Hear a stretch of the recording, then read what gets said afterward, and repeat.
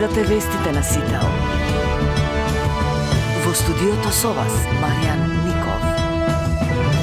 Добро утро, вести во 8. Во текот на вчерашните попладневни часови снежни врнежи имаше во западниот дел од државата. Министерот за транспорт од Мавровскиот регион информираше дека камиони на Македонија пат се на терен.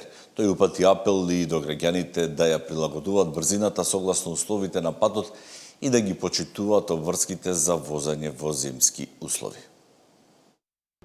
Веќе сте ставени во функција сите камиони со кои што располага Македонија пат, а исто така помагаат и компаниите кои што се ангажирани да работат на расчистување на снегот. Можам да кажам дека на ниво на држава сите патни правци се проодни и никаде нема застој. Исто така би сакал да апелирам до граѓаните внимателно да ги користат патиштата, да ја прилагодуваат брзината согласно условите на теренот. Многу битно да користат зимски гуми и секаде каде што е потребно помошна опрема од типот на ланци и сето она што е потребно и што го препорачуваат надлежните со цел да имаме сигурен и безбеден сообраќај. Оваа ситуација ќе се задржи и следните денови. Ние ќе бидеме во постојана комуникација и координација со цел да сообраќајот непречено се одвива на ниво на држава, граѓаните стигаат онаму каде што е потребно, особено сега после празниците, бизнисот да може непречено да се одвива. Уште еднашка апел до граѓаните за одговорно возење и за почитување на сите правила кои што ги имаат надлежните. Изминатиот период, претходните денови, Македонија беше погодена од изобилство на врнежи од дожд. Најалармантна состојбата е во општина Кичево. Поради поплави над 100 жители се евакуирани во спортската сала. Локалната самоуправа е на терен за да им помогне на граѓаните. Значи ова не е срамота. Поплави, све, стресо, едно, друго. Може да видите и сами. Значи имаме многу вода, многу голема поплава, значи многу куќи поплавени имаме овдека. А кај да ојме ние утре денца да скијаме пак во вода, внатреко све ни е поплавено. Многу лошо. А има некои куќи по 2 метра сигурно напред. Кај мене не беше баш толку дека 70-80 сантими. 30 години су па ова можда 10 пати. 10 пати ова.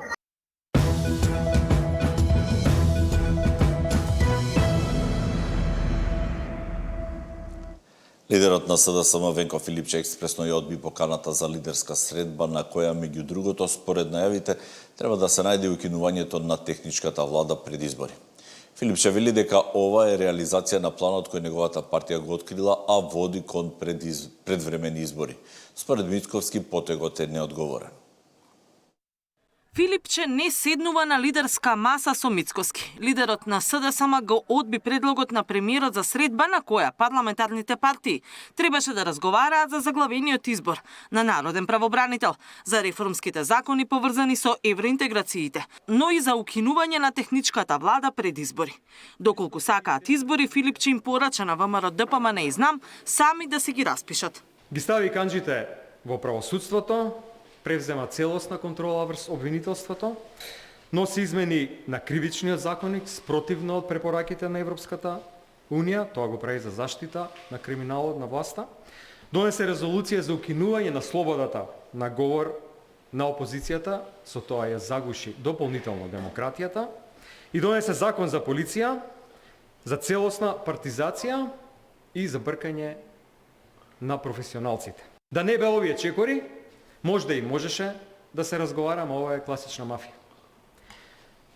Со криминалци кои се обидуваат да узурпираат се и да се спасат себе си, нема седнување на маса за техничката влада. Има само одговорност. Сето она што СДСМ го говори во изминатиот еден месец, сега се случува пред очите на граѓаните. СДСМ во текот на изминатиот мандат беше согласна техничката влада да се тргне од законот за влада како привремено решение воспоставено за изборите во 2016. Но сега се предомислуваат, бидејќи како што велат, владењето на ВМРО ДПМН е покажало дека партијата не ги сменила навиките и се уште влада е недемократски. Доколку сепак власта го послуша советот на Филипче и самостојно ја укине техничката влада и распиша избори, СДСМ ќе учествува во изборниот процес. Од ДУИ пак се воздржани. Поканата се уште не е испратена, туку само најавена. Кога ќе пристигне, ќе гради места во врска со неа, велат оттаму. Поставот на Филипче дека нема да седне на иста маса со Мицкоски, премиерот денеска оцени дека СДСМ се однесува незрело и неодговорно. Имаме многу закони кои што ценат дека треба во еден инклузивен процес, иако ќе повторам, нас апсолутното мнозинство во парламентот ни овозможува и без консултации со опозицијата тоа да го правиме. Но ете, за жал, имаме неодговорна, неконструктивна опозиција, безидејна опозиција која што се служи со вакви квалификации, како што денеска ги слушнавме на пресконференцијата од страна на господинот Филипче. Во ред, предпоставувам и ваквото однесување негово на ваков тип на обраќање во јавноста е составен дел од неговиот менаџерски договор кој што го има подпишано како председател на СДСМ во овој момент, па предпоставувам дел од обврските кои што треба да ги одработи, а се содржани во тој менаџерски договор, и ваквите навреди кон владата и одбивањето на вакви средби. Лидерската средба Мицкоски ја планирал за 14 јануари, пред неговото заменување на конференцијата во Давос. И покрај одбивањето на СДСМ да учествува, премиерот не се откажува од средбата и најави дека до утре ќе испрати официјални покани. Од коалициската вреди ја поздравија иницијативата на Мицкоски и потврдија учество на средбата. Катерина Нешкова, Сител телевизија.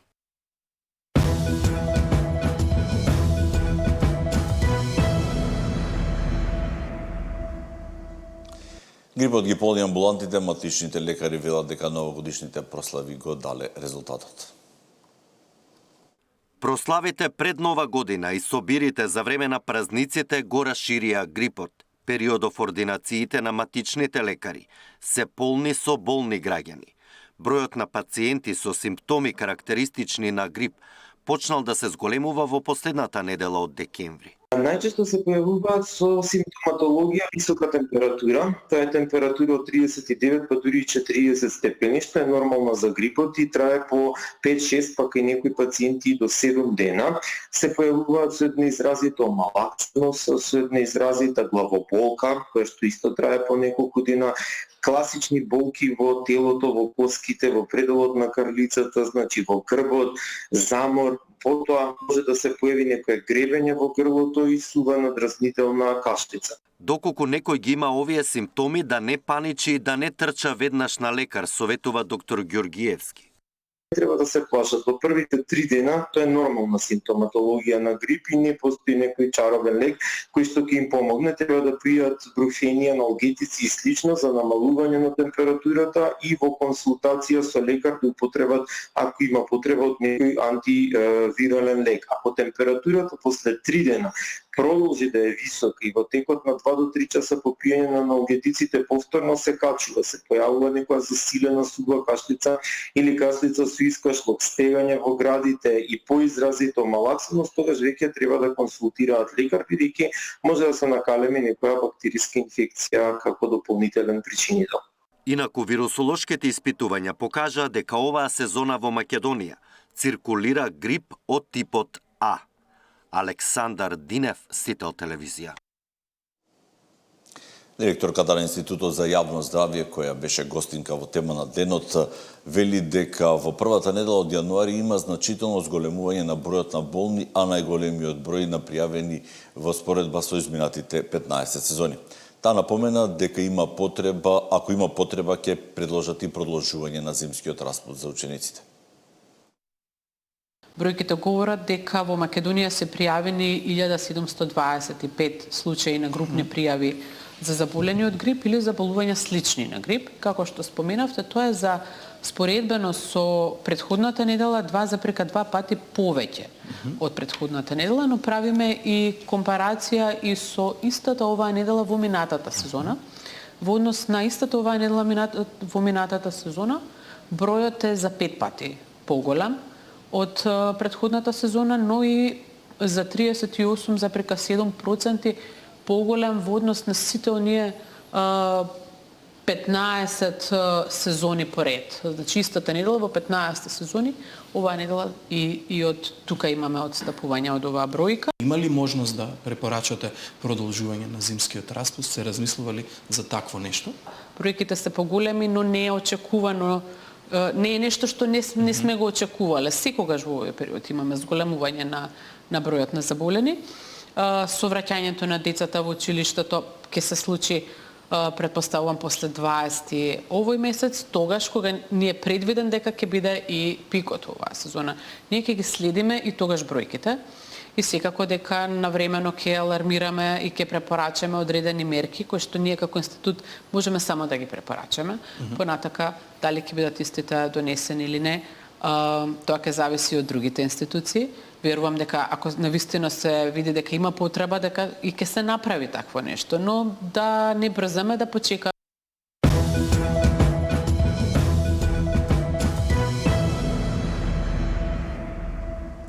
Поведа на